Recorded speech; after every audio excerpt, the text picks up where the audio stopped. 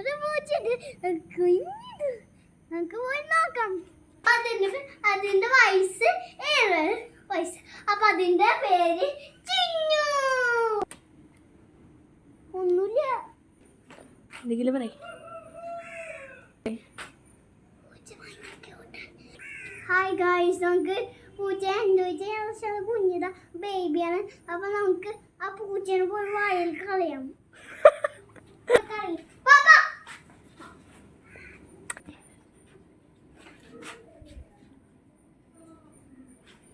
പറയ്.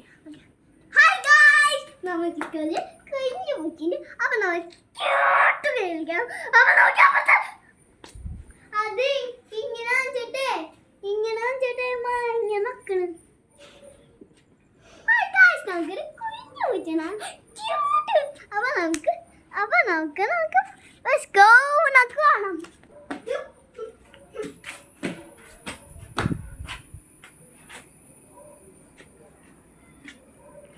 അതുകൊണ്ട് എന്തുകൊണ്ട് കുറുമ്പുണ്ട്, പക്ഷെ നമുക്ക് എൻജോയ് ചെയ്യാം. നമുക്ക്